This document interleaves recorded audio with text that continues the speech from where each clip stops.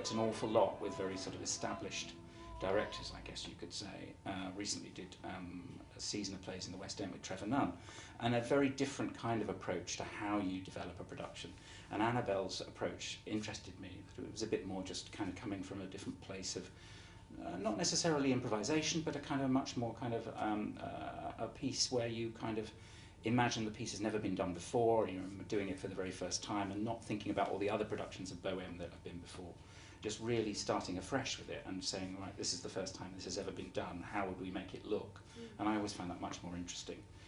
I think particularly so with opera, I think you find that there's a kind of burden of, people know the piece so well, particularly La Bohème, and you feel you want to kind of not necessarily change it for the sake of it, but you want to bring something fresh to it.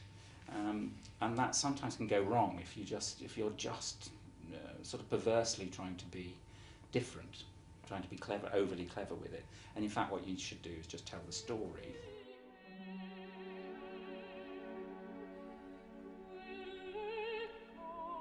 Well, working with a piece by Puccini is such a unique thing, because you realise he's so precise about what he wants, both musically and texturally. And that can be quite tricky, because you feel, oh, I've got to supply everything he asks for.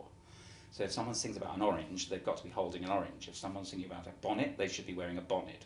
And there comes a point where you kind of go, well, I can't. Again, it's that thing about using the audience's imagination. If you place too much emphasis on just trying to precisely recreate everything that Puccini has written in his opera, you'll end up with a rather dead production, I think. And also, I think you kind of inevitably will produce a kind of a production, a rather staid production that feels like a sort of museum piece. And you always want to get away from that. Yes, you want to make it relevant, but at the same time, you don't want to kind of, as I said before, you don't want to be a bit perverse about that.